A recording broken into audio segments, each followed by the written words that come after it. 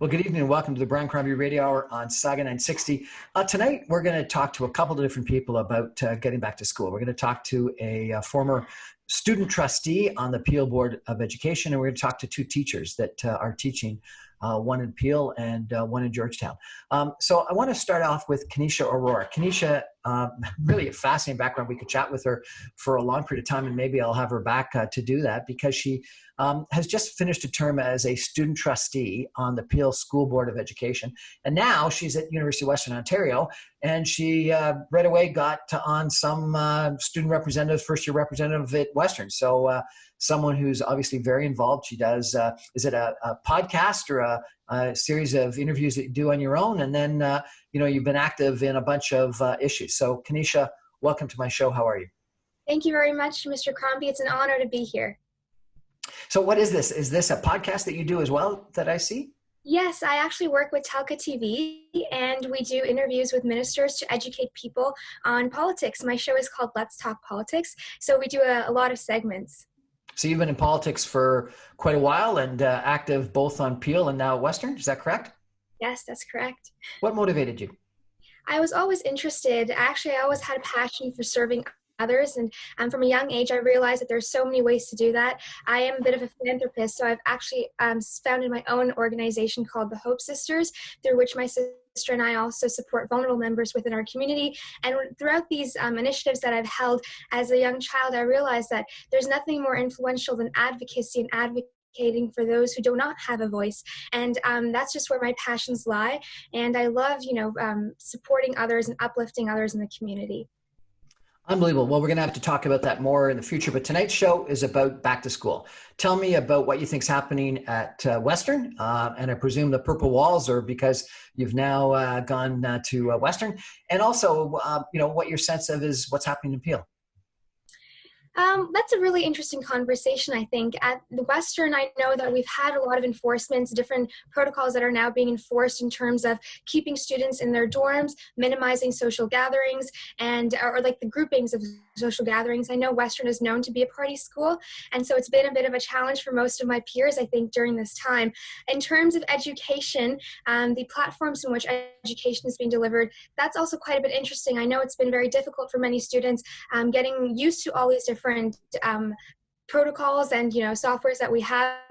For instance, all of our labs now are also online, and I think it's very weird a situation for all of us because we never imagined a time in life when our labs could be done online. These are sort of experiments that you need hands-on experiences for, but now everything's been transferred online, so it's been a bit difficult understanding all these different softwares because we have Perusol, which is for physics, and then we have a couple other softwares for psychology, and then another softwares for chemistry.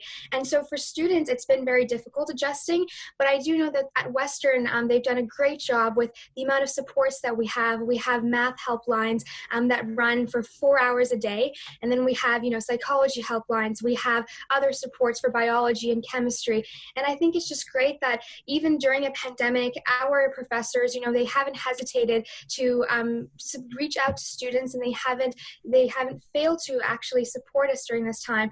I know it's difficult. I've heard that many universities, other than Western, they have it a bit worse because some of their classes are now in person and some of them are online. And for some students, that's been a bit of an interesting situation to also grasp through. At the Peel situation, we know that it's been a bit worse. I've actually had an opportunity to talk to many teachers, many of my past teachers, and I know that they're very concerned about their health and safety, which is why many teachers decided to either retire if they were of the age, and then teach online, do the Peel online learning segments, whereas other teachers who weren't of that seniority, they were required to actually teach. And I know many teachers who do have now COVID-19 and are teaching remotely, so they're still teaching their same classes, but they're now offering them through Zoom. So students go to a classroom and they look at their teacher on a screen. And I think these times, yes, they're very unprecedented. It's difficult for everyone, but I think think there's so many measures that could be in place to avoid these certain situations. I honestly don't think that we were ready to transition into, like having students actually attend our schools for learning. But I do know that many parents wanted this and many students also wanted this. I mean, you can't keep, 2-year-olds at home for the whole day. You can't keep people who are 12 and very anxious to get out into the world and meet their friends. You can't keep them at home. But at the Peel situation, we see that many of them have now transitioned into quad masters. And so I think that's actually a very effective method. Hold on. What's a quad master? So you know how we have semesters and you have, you do like 4 courses in, I think, 4 months. So in a quad master, you would do 2 courses in 2 months. Oh, okay. And it's a much more fast-paced learning environment. But I think what's the benefit of that? The benefit is that this way, we only have to hire, I think, 2 teachers to teach during a certain period of time. Like we have to have less teachers to teach less courses because less courses are being offered. So that way it's easier, I guess, to transition. And it's also easier to structure because that way we can divide students into certain groups and they could only be meeting those teachers for 2 days a week. So I think the big benefit of it, as I understand it, is that the bubbles that people are in, the groups, the pods, whatever you want to call it, that people interact with is more limited. So you're not seeing 4 teachers a day, you're seeing 2 teachers a day. Yes. And exactly. Not 4 classrooms a day, but only 2 classrooms a day. And also what's happening is a lot of these people are taking some of it online as well as some of it in school. Is that not correct? That is correct. So my sister, for instance, she has a design course and a math course. So on Monday, she would go to school for 3 hours to do her math course. Then she would come home and then she would do her design course online. And then the next day, Tuesday, she would go to school for design, but then come home to do math. So she found it to be much easier and structured because she only has to focus on 2 courses. And I guess like it's easier for students. And so you were saying that you think we may have adjusted to this too quickly, but it seems like things have gone reasonably well. And in a pandemic, don't you have to adjust quickly?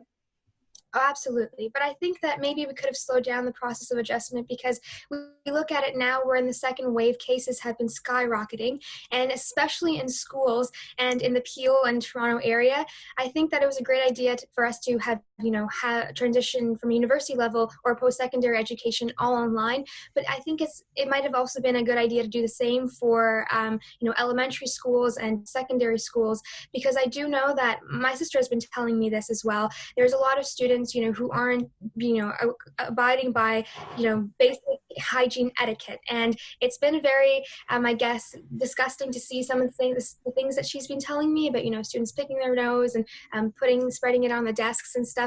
And it's not been a pleasant sight. And now with, having a teacher, her design teacher having COVID-19, I think it's been interesting. And I think these situations could have been avoided had we just slowed down a bit. So sorry, you're saying that your sister's teacher has COVID-19. So how can she continue teaching?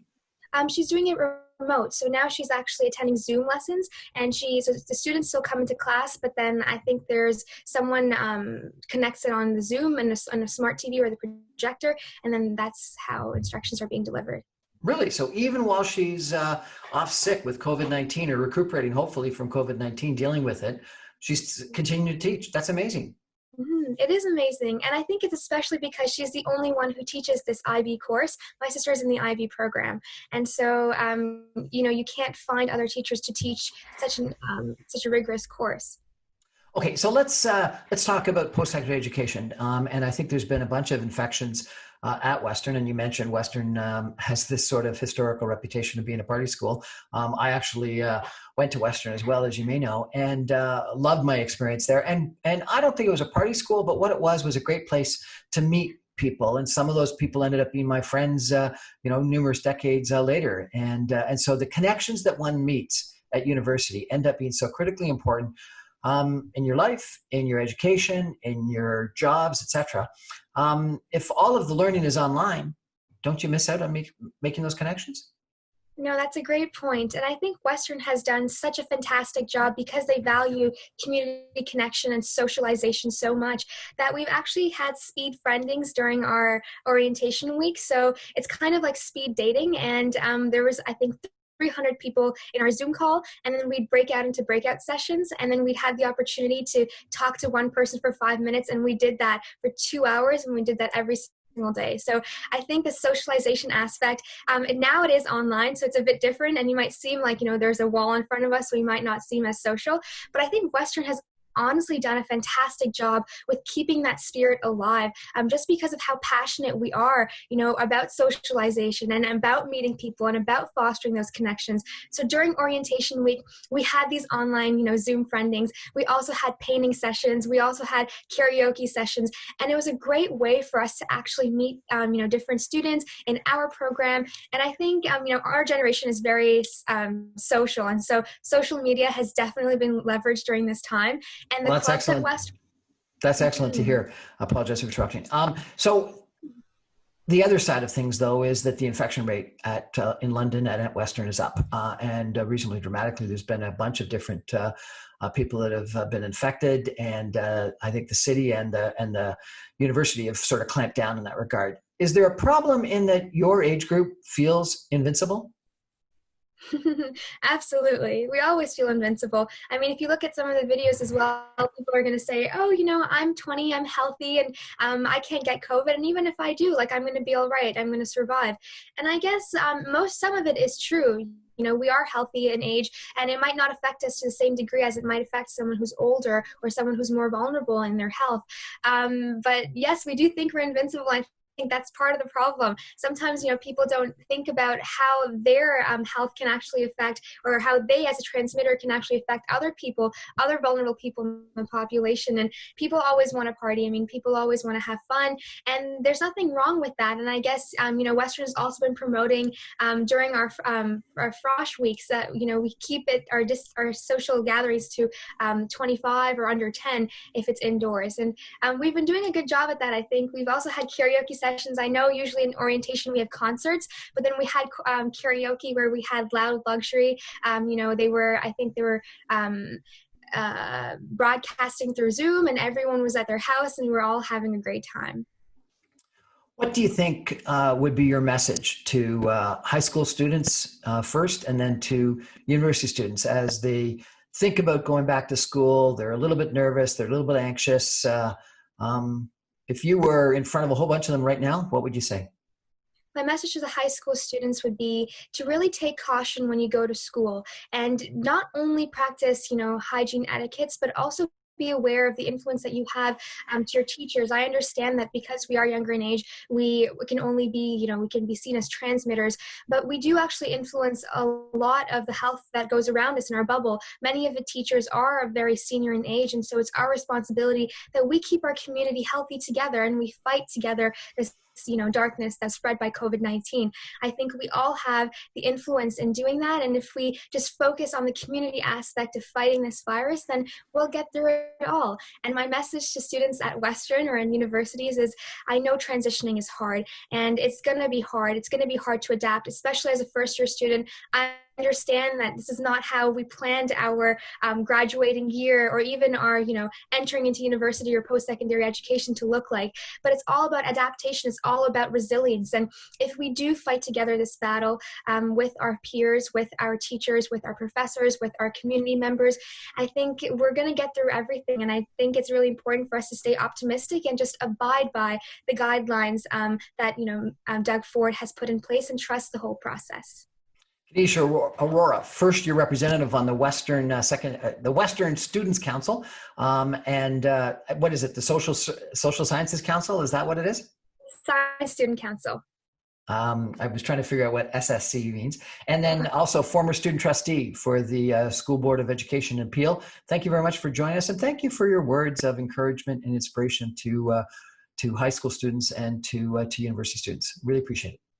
Thank you very much for having me. We're going to take a break and come back with a couple of teachers on their comments in regards to coming back to school in just a minute. Stay with us.